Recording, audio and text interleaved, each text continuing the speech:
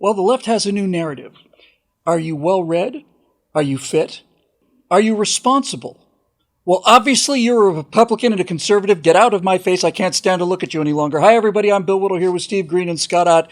And the latest situation coming from our friends on the left is their obsession with our obsession with things like physical fitness, literature, and so on. From our friends over at Instapundit here, and let's see who is behind this particular Ed Driscoll, looks like.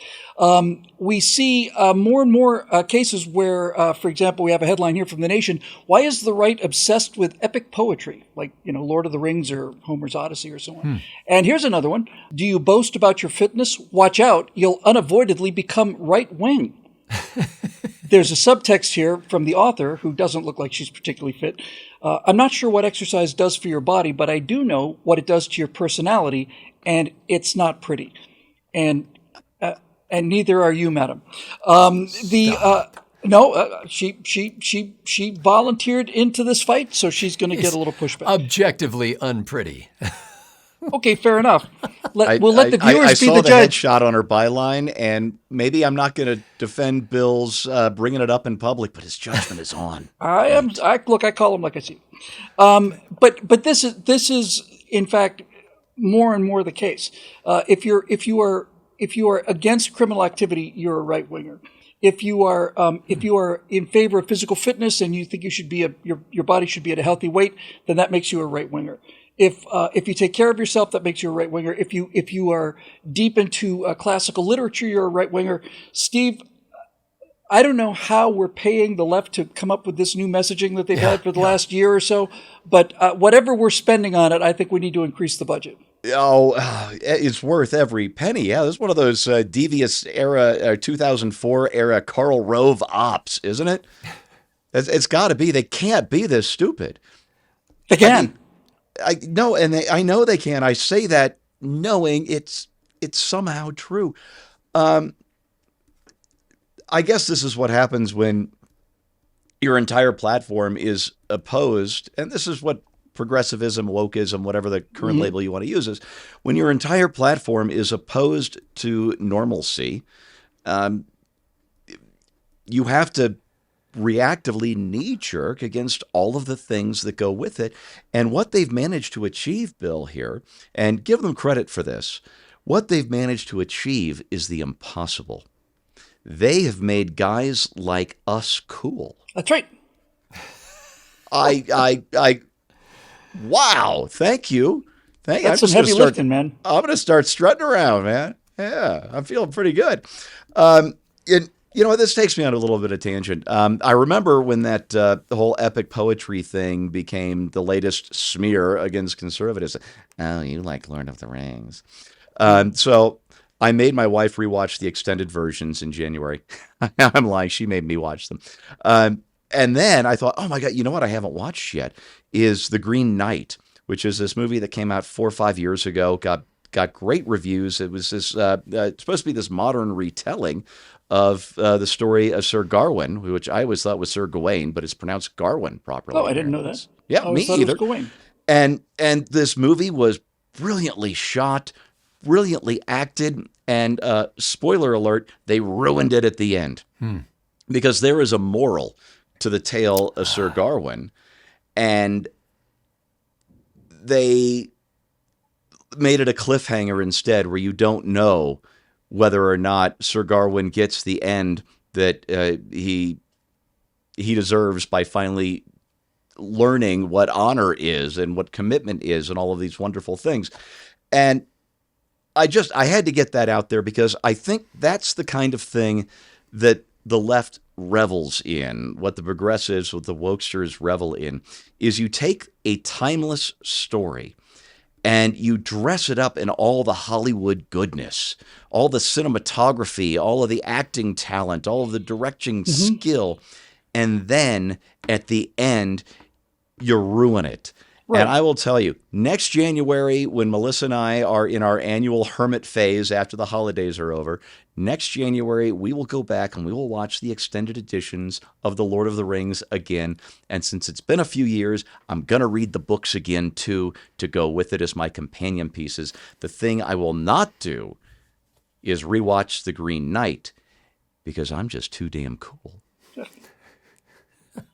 Well, since you say that, swinging dude, Scotty, you're a family man and one of the unknown to people who are watching this. Vast majority of people, in fact, unknown to everybody watching this. We're recording a little bit later because you're taking care of your grandchild now, and one of the things that you might also be interested in is if you love children and hope to have any, then that makes you a conservative.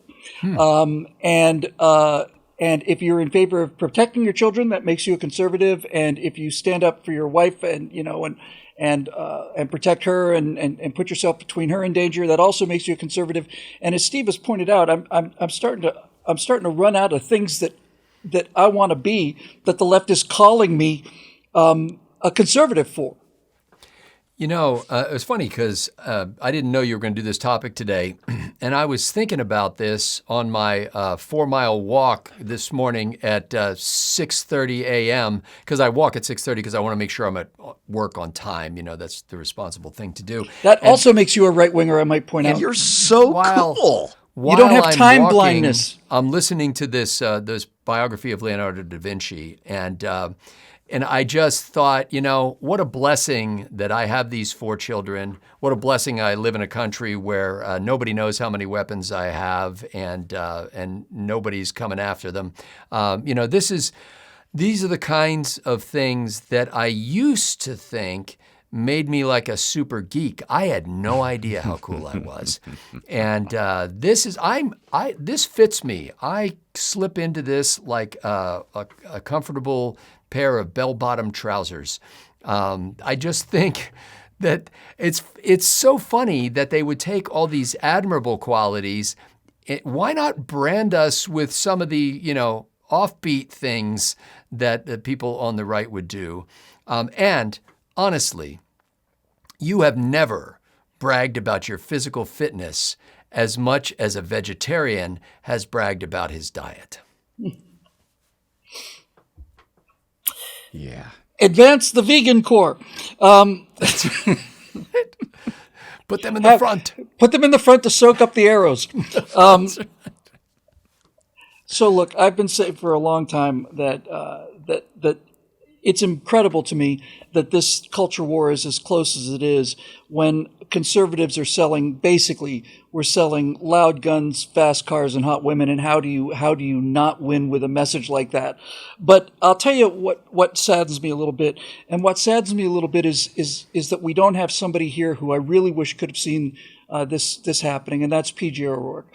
No. P.J. O'Rourke without question, is by far the single greatest influence on me becoming a conservative, because P.J. O'Rourke in the 80s was saying that we're the cool guys. We're the ones that believe in all this fun stuff now. We used to be the guys with the sticks, you know, up their butts who were talking about, you can't do this, you can't do that. It's like, no, those roles have reversed completely. And I think that it's really dawning on people, you know, in a very, very perverse kind of way, very perverse way.